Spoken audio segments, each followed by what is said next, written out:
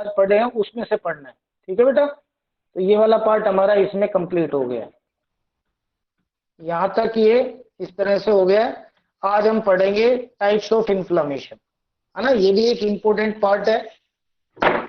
तो देखिए, जो इन्फ्लामेशन है वो दो तरह का हो सकता है ना। इन्फ्लामेशन क्या था ये तो हमने पढ़ ही लिया था कि पर्टिकुलरली साइन ऑफ इन्फ्लामेशन में हमने कहा था रेडनेस, स्वेलिंग, है ना, पेन उस एरिया में हो रहा है, वो इन्फ्लामेशन को डिनेट कर रहा है। एडिमा, तो जब भी किसी एक तरह से इन्फ्लामेशन क्यों हो रहा है, इन्फ्लामेशन हमारी बॉडी के अंदर इस वजह से होता है कि कोई बॉडी की सेल्स होती हैं वो अगर इंजर्ड होती हैं तो वो अपने डिफेंस मैकेनिज्म में इस तरह का रिस्पॉन्स शो करती हैं। वो इन्फ्लामेशन से शो होता था, जिसका हमने कहा था कि pain, inflammation, oedema, swelling, redness, ये उसके सिम्टम्स आ रहे थे। तो इन्फ्लामेशन दो टाइप का हो सकता है, एक एक्यूट इन्फ्लामेशन और एक क्रोनिक इन्फ्लामेशन। ठीक है, इन्फ्लामेशन को हम दो टाइप से डिवाइड करेंगे।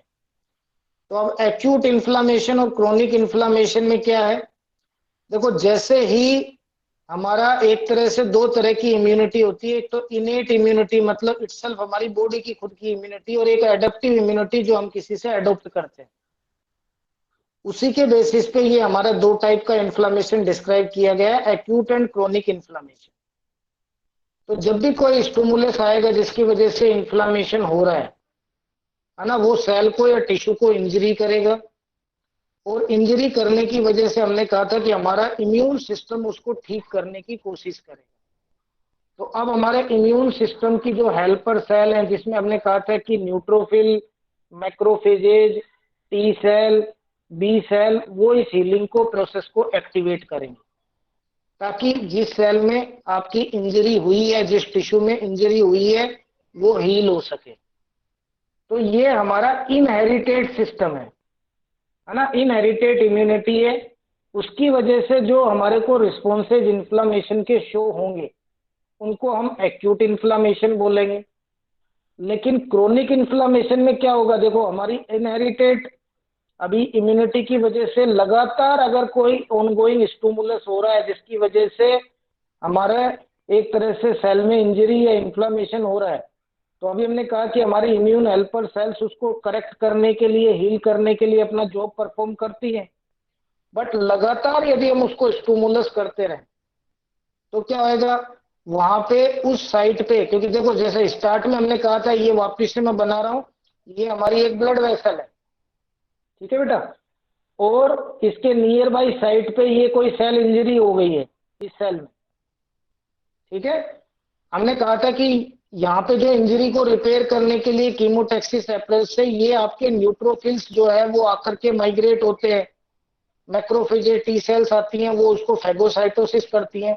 अगर लगातार मैं इनको एक्यूमुलेट करता रहूंगा न्यूट्रोफिल्स और इनको, तो क्या होगा, ये रिक्रूट होकर के उस साइट पे जमा हो जाएंगे। तो ये जो प्रोसेस होएगा, जहां मोर सेल रिक्रूटमेंट होएगा तो वो इन्फ्लामेशन को और बढ़ा देगा। ये लगातार होता रह रहा है, ये लगातार अगर कोई स्टिमुलस मिल रहा है उसकी वजह से हो रहा है, तो इसको हम क्रोनिक इन्फ्लामेशन बोलेंगे। तो सिंपल शब्द में हम ऐसे समझ सकते हैं कि एक्यूट मतलब तो कुछ टाइम के लिए यदि इन्फ्लामेशन होता है तो उस केस में हमारा इनेट इम्यूनिटी उसको ठीक कर देती है, हील कर देती है। लेकिन कंटिन्यूअसली अगर हमारे को कोई स्टिमुलस मिलता है तो वहां पे ये हमारे जो eosinophils, neutrophils, T cell, B cell, ये वहां पे एक्यूमुलेट होंगे और इन्फ्लामेशन को और बढ़ा देंगे। उसको हम लॉन्ग टाइम पे ये इफेक्ट आएगा, उसको हम क्रोनिक इन्फ्लामेशन बोलेंगे। तो अब दोनों में डिफरेंस के बेसिस पे सिम्टम्स भी अलग अलग आएंगे। पहले हम एक्यूट इन्फ्लामेशन के बारे में देख रहे हैं। एक्यूट इन्फ्लामेशन के मेनली कारण क्या होते हैं, तो वो हमने स्टार्ट में ही पढ़ा था। यदि कोई फिजिकल इंजरी हो रही है या केमिकल इंजरी हो रही है ना, या कोई फिजिकल एजेंट या केमिकल एजेंट्स वहां पे किसी टिश्यू या सेल के ऊपर जाके एक्ट कर रहे हैं, तो वो इन्फ्लामेशन करते हैं, सेल को डेथ करते हैं, नेक्रोसिस करते हैं। या फिर इंफेक्शन और ट्रोमा, मान लो कोई बैक्टीरिया चला गया है या कोई फॉरेन बॉडी चली गई है, या हमारी इम्यून रिस्पॉन्स एक्टिवेट होती है, इम्यून रिएक्शंस एक्टिवेट होती हैं जब कोई एलर्जेंस चला गया। तो ये सारे कारण एक्यूट इन्फ्लामेशन के रीजंस रहेंगे। तो जब किसी पर्सन को एक्यूट इन्फ्लामेशन होता है तो उसमें भी कई स्टेज आएंगी। इन स्टेज को हम 3 पार्ट में डिवाइड करेंगे।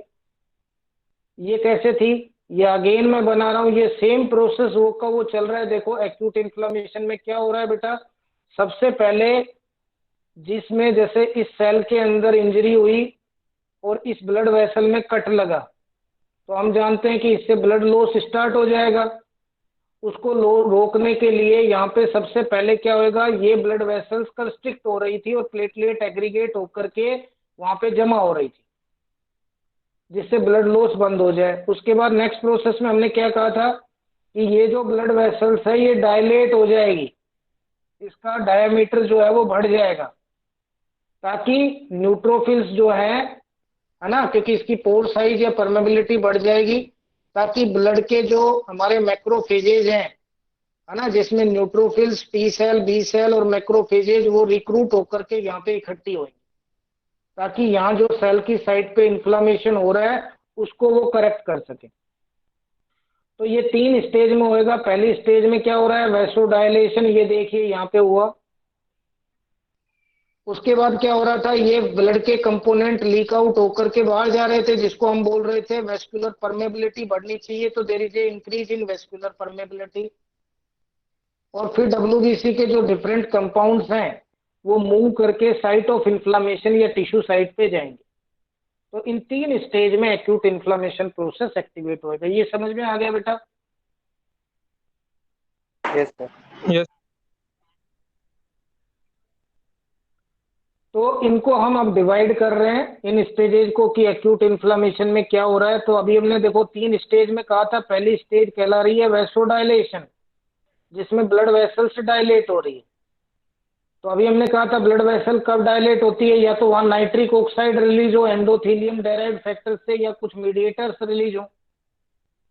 तो वैसोडायलेशन क्यों होएगा, because there is a certain types of release of mediators like histamine, prostacyclin, जिसको हम PGI2 से डिनोट कर रहे हैं, एंड नाइट्रिक ऑक्साइड, ये उस ब्लड वेसल में रिलीज होंगे। और ये तीनों फैक्टर रिस्पॉन्सिबल होते हैं वैसोडायलेशन के लिए। तो उस ब्लड वेसल में ये डायलेट करेंगे, जिससे उसके अंदर प्रेशर इंक्रीज होएगा, ब्लड फ्लो जो है वो बढ़ेगा, है ना। और ये क्या काम करेगा, ये ब्लड फ्लो ल्यूकोसाइट के माइग्रेशन को ब्लड वेसल से प्रमोट करेगा। तो ये पहली स्टेज में हमारा प्रोसेस हो रहा है। तो वैसोडायलेशन क्यों हो रहा है, वैसोडायलेशन हो रहा है रिलीज ऑफ डिफरेंट मीडिएटर्स, जिसमें 3 मीडिएटर्स वैसोडायलेशन के लिए रिस्पॉन्सिबल होंगे। पहला हिस्टामिन, दूसरा प्रोस्टासाइक्लिन और तीसरा नाइट्रिक ऑक्साइड। अब दूसरे प्रोसेस में क्या हो रहा था, सेकंड प्रोसेस को हम बोल रहे थे कि वेस्कुलर परमेबिलिटी जो है वो बढ़ जानी चाहिए। So there is a increase in vascular permeability, कि ब्लड वेसल से लीक आउट होकर के डिफरेंट मीडिएटर्स या कंपाउंड्स बाहर जाने चाहिए। तो ये भी किस वजह से परमेबिलिटी बढ़ रही है, because of the release of certain mediators. तो इसमें कौन कौन से मीडिएटर्स रिस्पॉन्सिबल होंगे, histamine, bradykinin, tumour necrosis factor, interleukin 1 and leukotriene C4, D4 and E4। ये जब रिलीज होंगे उस ब्लड वेसल्स में, तो ब्लड वेसल की परमेबिलिटी बढ़ जाएगी, उसकी पोर साइज इंक्रीज हो जाएगी, और उसकी वजह से डिफरेंट कंपाउंड लीक आउट होकर के बाहर जाएंगे, जो कि हमारा तीसरा स्टेप होएगा, जिसको हम यहाँ कह रहे हैं there is a movement of WBC। क्योंकि हमने कहा था न्यूट्रोफिल्स जो है या टी सेल या मैक्रोफेजेज मूव करके बाहर जाएंगी। So there is a movement of WBC from blood vessel into the site of inflammation of tissue site, जहां पे इंजरी हो रही है वहां जाकर के ये मूव करें।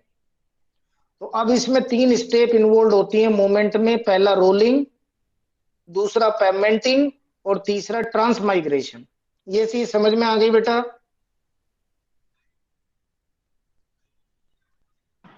Yes. Yes sir. Yes sir. तो अब ये आपका क्या है ना, एक्यूट इन्फ्लामेशन के ये प्रोसेस है। इसमें हम कह रहे हैं कि अलग अलग आपके पार्ट होते हैं। या तो देखो जहां इन्फ्लामेशन हुआ है वहां पे क्या हो गया, पर्टिकुलर जो नॉर्मल टिश्यूज थे, क्योंकि वहां पे इन्फ्लामेशन एक्यूट टाइप का हो रहा है, वो कंप्लीट रिटर्न में हो जाए, मतलब इन्फ्लामेशन के बाद में वापिस से ठीक हो जाए, रिपेयर होकर के सही हो जाए। तो ये अगर हो रहा है तो उसको हम बोलेंगे रिजोल्यूशन। और ये चूंकि क्या काम कर रहे हैं, उन टिश्यू को हील कर रहे हैं, ठीक कर रहे हैं, इसलिए हीलिंग प्रोसेस हो रहा है। ये तो हो गया जब आपकी प्रॉब्लम सोल्व हो जाए इन्फ्लामेशन की। लेकिन अगर सोल्व नहीं होती है तो वो दो फॉर्म में आपकी कन्वर्ट हो जाती है, या तो वहां पे अल्सर हो जाएंगे, उसकी म्यूकोसा लेयर डैमेज हो जाएगी और टिश्यू डैमेज होंगे, या वहां फिस्टुला फॉर्मेशन हो जाएगा, है ना। जनरली ऑर्गन्स के अंदर इस तरह की प्रॉब्लम आपकी देखने को मिलती है आफ्टर इन्फ्लामेशन। तो दो प्रोसेस है, अगर रिपेयर हो रहा है तो रिजोल्यूशन और हीलिंग होएगी, और अगर रिपेयर नहीं हो रहा तो इरिवर्सिबल सेल इंजरी हो रही है तो पहले अल्सर और फिस्टुला का फॉर्मेशन होएगा।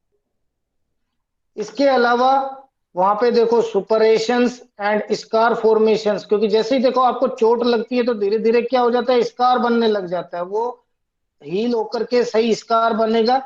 तो ये प्रोसेस आपके एक्यूट के अंदर होंगे। तो क्रोनिक के अंदर क्या होता है, ये स्कार क्यों बन रहा है, हमने कहा था कि वो मूवमेंट हुआ और उसके बाद वहां न्यूट्रोफिल्स जो है वो कोलाजन्स और इस तरह के कंपाउंड्स है ना, जो कि बनाएंगे, फाइब्रिनोजेंस का फॉर्मेशन करेंगे, जिससे वहां पे टिश्यू रिपेयर या हीलिंग जो है वो प्रोसेस एक्टिवेट हो। अब है इसमें क्रोनिक इन्फ्लामेशन, इसको हम नेक्स्ट क्लास में देखेंगे। तो इसमें अगर कोई प्रॉब्लम है, एक्यूट इन्फ्लामेशन